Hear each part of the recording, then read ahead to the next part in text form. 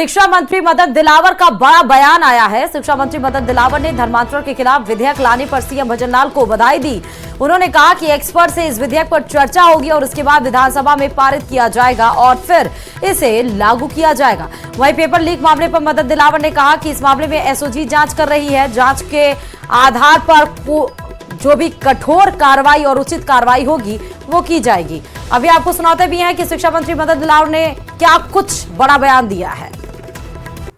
मैं माननीय मुख्यमंत्री जी को बधाई देना चाहता हूं क्योंकि उन्होंने मंत्रिमंडल के माध्यम से सैद्धांतिक स्वीकृति ले ली कि धर्मांतरण के खिलाफ कोई कानून लाया जाए। अब इस पर निश्चित एक्सपर्ट लोगों से चर्चा होगी, विधानसभा में पारित करने के इसको लाया जाएगा।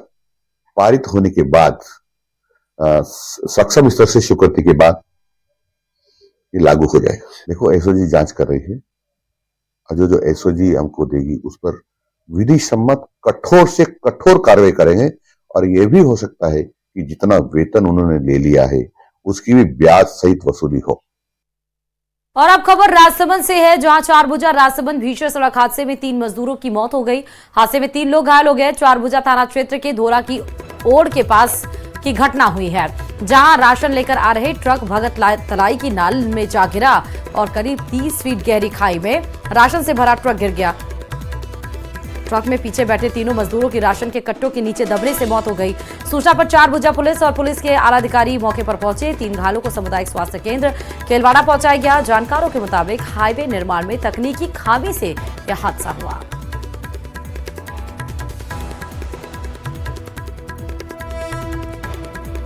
प्रदेश भर में पैंथर के आतंक से दहशत का माहौल है। आज 3 अलग अलग जिलों से पैंथर की तस्वीरें सामने आई। आपको 3 वो अलग अलग जिलों की तस्वीरें दिखा रहे हैं पैंथर के आतंक की। पहली तस्वीर उदयपुर से है, जहां बीती रात ट्रेजर टाउन के सामने पहाड़ी पर पैंथर दिखा। लोगों ने पहाड़ी पर बैठे पैंथर का वीडियो बना लिया। वहीं पैंथर के दिखने से आबादी वाले इलाके में दहशत का माहौल है। वहीं दूसरी तस्वीर अलवर से है, जहां पैंथर वन विभाग के साथ आंख मिचौली खेल रहा। 7 दिन बाद भी पैंथर पकड़ में नहीं आया। मेमना, मुर्गा और बकरा बांधने के बाद भी पैंथर पकड़ में नहीं आ रहा। पैंथर पिंजरे के पास तक तो आता है लेकिन पिंजरे में नहीं आता।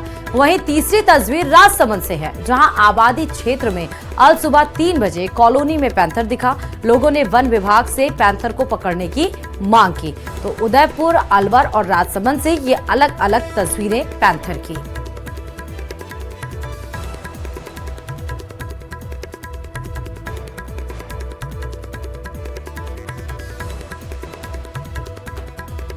खबर अलवर से है, जहां पानी की समस्या को लेकर लोगों ने प्रदर्शन किया और सड़क पर जाम लगाया। इस दौरान जाम से रोडवेज बसों की लंबी कतारें लग गई, जिससे यात्रियों को परेशानी उठानी पड़ी। वहीं जानकारी मिलने पर पुलिस मौके पर पहुंची, मौजूद महिलाओं को समझाइश की और उसके बाद महिलाओं ने जाम खोला।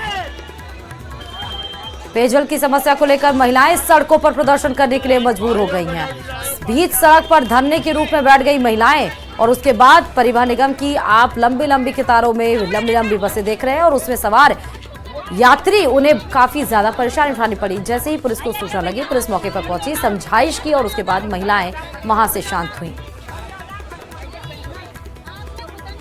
1908 में ढाबा जिम का बाग भैरू का चौथरो पुलिस ने मोटर को 1 महीना हो गया, पानी के बूंद भी नहीं आ रहा। रोज कहे अब करवा देंगे, अब करवा देंगे, पानी कहना है, हम काय मर रहे हैं, हम काय करे भाई। अब ये लिए जाम लगाए, बुलाओ तुम्हारा अधिकारी ने। पहले भी जाम लगाया? हाँ लगाया पहले भी।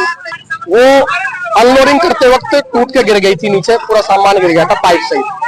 उसको निकालने के लिए एक मशीन भेजी परसों के दिन, लेकिन वो नहीं हो पाया था। और अब बात भरतपुर से खबर की, जहां महिला जेईएन का एक्शन पर गंभीर आरोप है कि महिला ने कहा कि एक्शन जलील करते हैं और देर तक काम भी कराते हैं। कहते हैं कि तुम कोऑपरेटिव नहीं हो, यानी कि तुम कोऑपरेट नहीं करती हो। जेएन ने एक्शन को लेकर शिकायत दी है और ये शिकायत डिस्कॉम एमडी को भेजी गई है। JN meter and protection wing में कार्यरत हैं। बता दें कि एक्शन राम कैलाश मीणा पर भ्रष्टाचार के भी पहले कई आरोप हैं।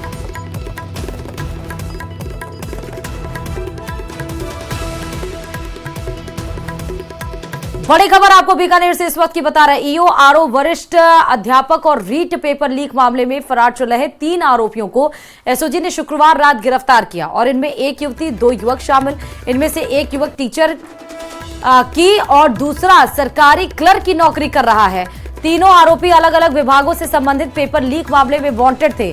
आरोपियों में सुरजाराम जाट निवासी खाजूवाला, विमला बिश्नोई निवासी सिडवा बाड़मेर और विप्लेश कुमार निवासी लोहावट फलोदी शामिल हैं। एसओजी ने कार्रवाई में ईओ आरओ भर्ती परीक्षा में पेपर लीक के मास्टरमाइंड तुलसाराम कालेर के सहयोगी खाजूवाला निवासी सुरजाराम को दबोचा है।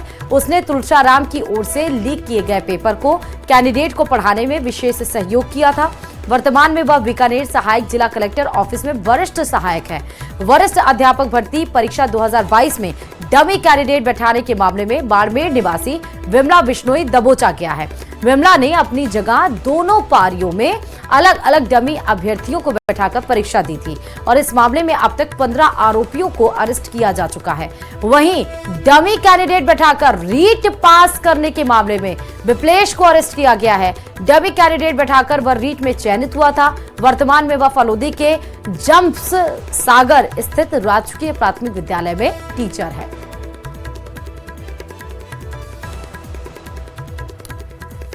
कोटा से खबर, जहां मेडिकल और इंजीनियरिंग की तैयारी करने वाले छात्रों ने पुलिसकर्मियों पर गंभीर आरोप लगाए।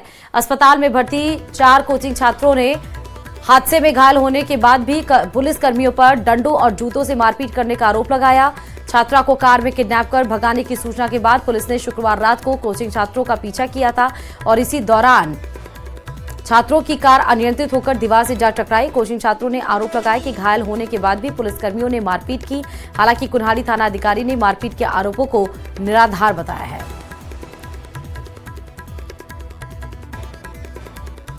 रात को 1:30 बजे कैटसेक जो दयापुरा विवेकानंद सर्किल पर खड़ी थी, वहां पर कुछ लोगों ने आकर के बताया कि एक गाड़ी में कुछ लड़कियों को किडनैप करके ले जा रहे हैं, लड़कियां बचाओ बचाओ की आवाज कर रही हैं जी। इस पर 1:30 बजे के लगभग कैट ने वहां से माइक 5 की तरफ यानी माइक कुल्हाड़ी की तरफ और नानता थाने की तरफ नाकाबंदी कराने के लिए कंट्रोल रूम ने सूचना नोट की है। उसके आधार पर उनके पीछे कैट पीछे लगी है। और यह भी खबर कोटा से ही है, जहां मंडाना थाना पुलिस ने अवैध मादक पदार्थ के खिलाफ बड़ी कार्रवाई करते हुए 6 लाख रुपए के डोडा चूरा के साथ 2 तस्करों को गिरफ्तार किया है। आरोपी विकास बिश्नोई जोधपुर के बिलाड़ा इलाके के निवासी हैं। आरोपियों के कब्जे से पिकअप में भरा हुआ 39 किलो 400 ग्राम डोडा चूरा बरामद हुआ है, जिसकी अंतर्राष्ट्रीय बाजार में कीमत 6 लाख रुपए आंकी गई है। वारदात में प्रयुक्त वाहन महिंद्रा बोलेरो पिकअप को जब्त करने में सफलता प्राप्त की है।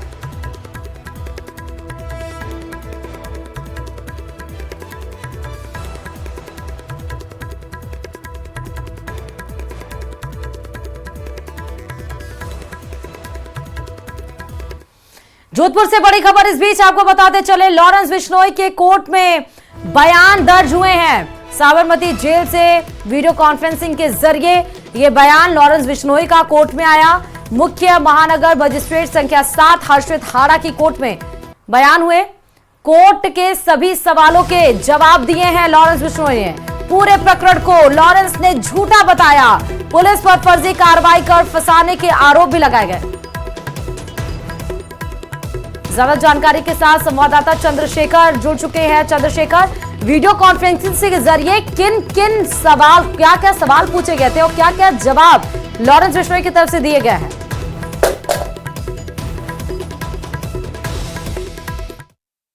को जो ट्रेवल व्यवसायी था मनीष जैन, उसके ऑफिस में जो है फायरिंग करने का प्रयास किया गया था, लेकिन रिवॉल्वर में गोली फंस जाने के कारण फायरिंग हो नहीं पाई थी। और इसके बाद जो है मनीष जैन का आरोप था कि उसको एक इंटरनेट कॉल के जरिए ये कहा गया था कि यदि रंगदारी नहीं देंगे तो मैं जो है आपकी हत्या कर दी जाएगी और मैं लॉरेंस बिश्नोई बोल रहा हूँ। ऐसा करके उसने जो एफआईआर दर्ज करवाई थी, उस मामले में आज जो है सुनवाई हुई। सुनवाई के दौरान लॉरेंस बिश्नोई जो जरिए वीसी कोर्ट में पेश हुए और उन्होंने तमाम सवालों का जवाब है कोर्ट में दिया। कोर्ट ने उससे पूछा था कि क्या आपने उसको धमकाया या आपके किसी व्यक्ति द्वारा उसको धमकाया गया था। तब उसने कहा कि मैं उस दौरान जो है लगातार 11 वर्षों से मैं जेल में था और जेल में रहते हुए किसी को धमकाना असंभव है। पुलिस ने मुझ पर झूठा आरोप लगाया और मुझे षड्यंत्र करके पुलिस ने फंसाने के लिए जो है और मुझ पर दबाव बनाने के लिए जो पुलिस ने इस तरह का मुकदमा मेरे खिलाफ दर्ज किया है। और वो तमाम जो है वो उसके ऊपर आरोप थे, उसको जो है झूठा लॉरेंस बिश्नोई ने बताया है। और साबरमती जेल के जरिए जो विशी के जरिए जो लॉरेंस यहाँ पर पेश हुए थे, और अधिवक्ता संजय बिश्नोई जो है उन्होंने जो है पैरवी जो लॉरेंस की थी। जी, ये तो पूरे प्रकरण को झूठा भी बता रहे हैं, इस पे कोर्ट का रुख क्या है चंद्रशेखर?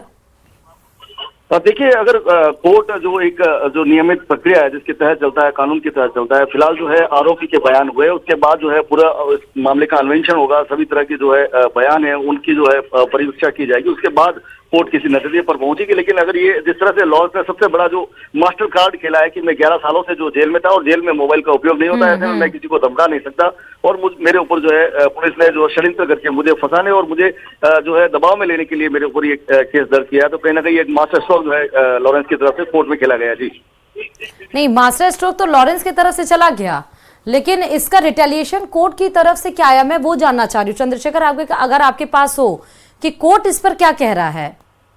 देखिए, इस मामले में आज चूंकि मुलजिम के बयान थे, इस पर कोर्ट ने फिलहाल जो है सिर्फ कोर्ट के सवाल थे, जिस पर जो है कोर्ट के सवालों का जवाब देते हुए लॉरेंस ने कहा कि किसी भी तरह की रिकवर भी मेरे से नहीं की गई है, और मैं जेल में था तो मेरे पास मोबाइल नहीं था। इस तरह के जो उसके बयान है, कहीं ना कहीं ये कहा जा सकता है कि लॉरेंस ने बड़ी जो चालाकी और चतुराई से जो है जवाब दिया है। जी, तो अब इसके बाद क्या होगा आगे?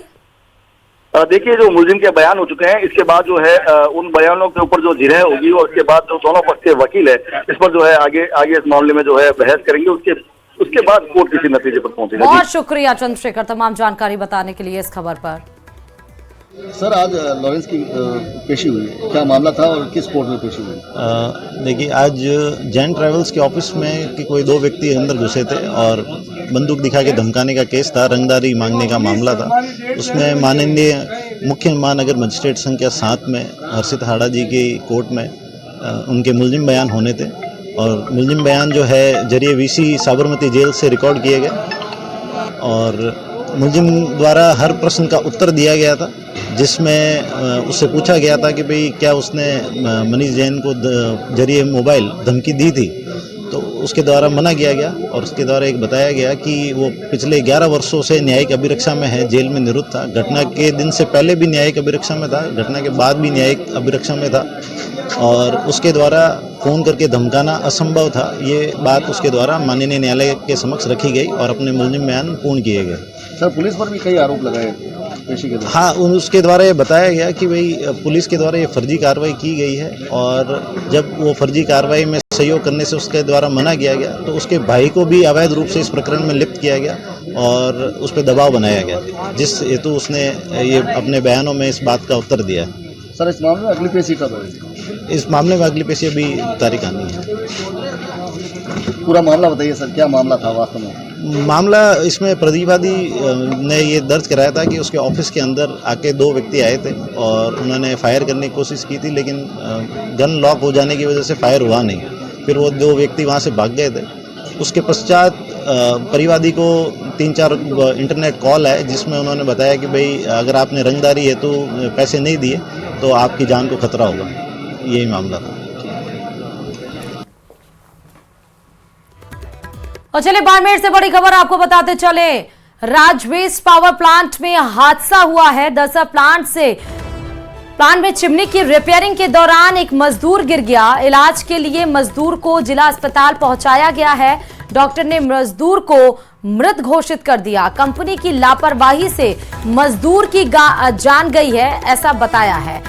पंजाब के करियाला निवासी मजदूर की मौत हुई है। राजवेस्ट पावर प्लांट के अधिकारी पर लापरवाही का आरोप लगाया गया।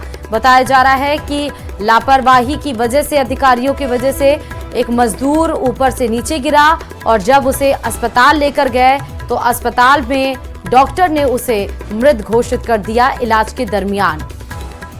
प्लांट में चिमनी की रिपेयरिंग के दौरान ये मजदूर गिर गया था। राजवेस्ट पावर प्लांट की हम जिक्र कर रहे हैं बाड़मेर का, जहां पर चिमनी रिपेयरिंग कर रहा था एक मजदूर, उस दरमियान वो गिर गया और वो अब इलाज के दरमियान उसकी मौत हो गई है। राजवेस्ट पावर प्लांट के अधिकारी पर लापरवाही का आरोप लगा है। सुबह 10 बजे के करीब की घटना है। जो चिमनी प्लांट में राज फैब्रिकेट करके जो कंपनी है, उसमें संदीप सिंह मजदूर का कार्य करता था।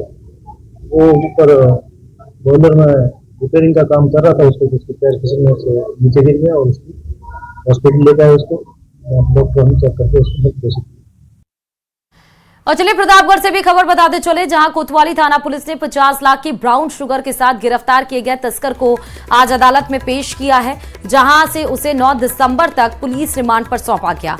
वहीं इस मामले में फरार इसके एक और साथी की तलाश भी जारी है। बता दें, गुरुवार को पुलिस ने मुखबिर की सूचना पर मादक पदार्थ तस्करों के खिलाफ बड़ी कार्रवाई करते हुए 50 लाख रुपए की ब्राउन शुगर के साथ एक तस्कर को गिरफ्तार किया गया था।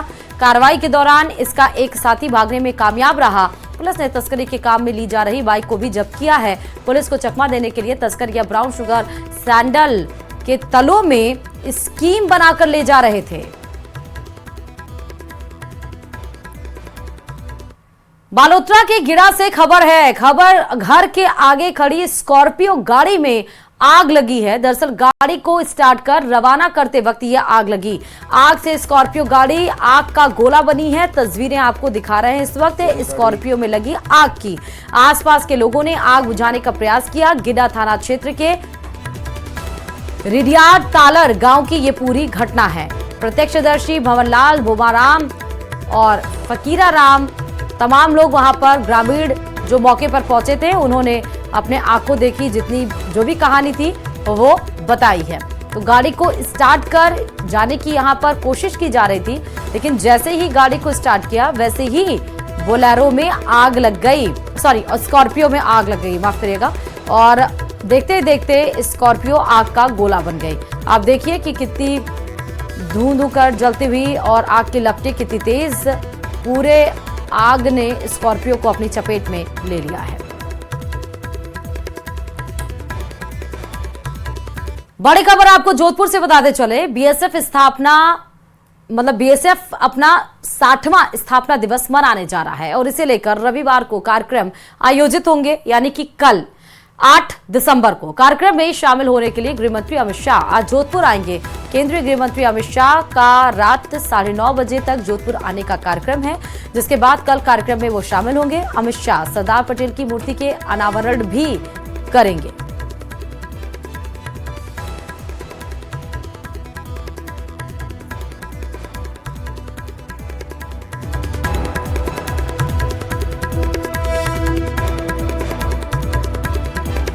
और इधर बीएसएफ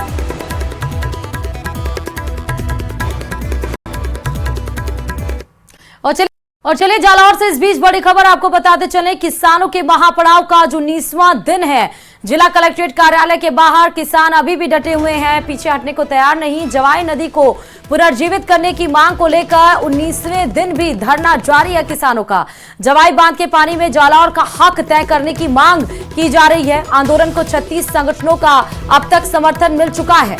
तस्वीरें देखिए, कलेक्ट्रेट के सामने अभी तक जमघट लगा हुआ किसानों का, वहीं पर खा रहे हैं, वहीं सो रहे हैं, लेकिन हटने को तैयार नहीं। जवाई बांध के पानी को लेकर 19 दिन तक किसानों का महापड़ाव ये जारी है। अभी तक आपको बता दें कि 36 ऐसे संगठन है जिनको किसानों के प्रदर्शन को लेकर समर्थन मिल चुका है। महिलाएं भी अब तो किसानों के समर्थन में आ चुकी हैं, महिलाएं भी धरने पर बैठ चुकी हैं। लेकिन अभी ये है कि सहमति जिन बातों पर बननी चाहिए, उन बातों पर जवाई की बांध की पानी को लेकर नहीं बन पाया है।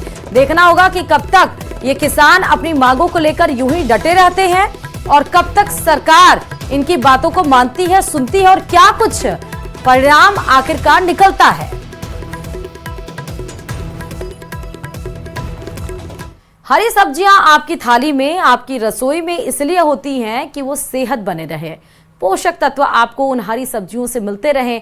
कोटा में केमिकल वाटर से उगाई जा रही हैं सब्जियां जो आपकी सेहत बनाएंगे नहीं और ज्यादा बिगाड़ देगी। हो सकता है आपको कोई बड़ी बीमारी भी हो जाए। देखिए इसी पर यह रिपोर्ट।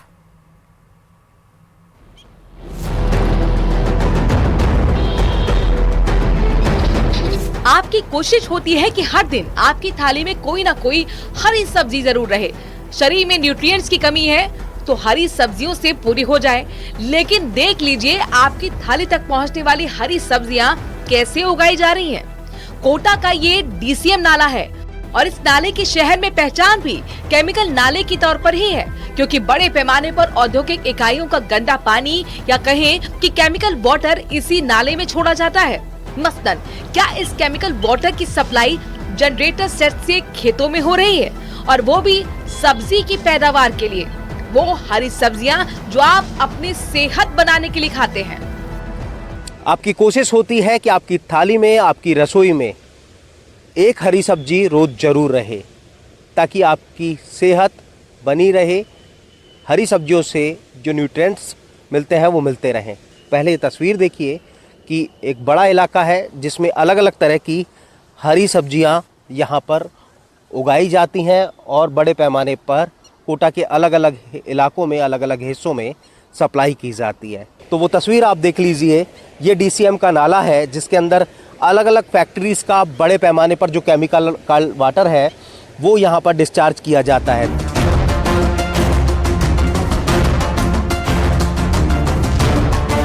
इन सब्जियों की पैदावार करने वाले किसानों से भी बात की। वो इस बात से अनजान है कि लोगों की थाली तक किस तरह का जहर भेज रहे हैं। लंबे समय से यहाँ पर इसी तरह जहरीली सब्जियां उगाई जा रही हैं, लेकिन आज तक कभी कोई कार्रवाई नहीं हुई। और बर्ची कर रखी है बस।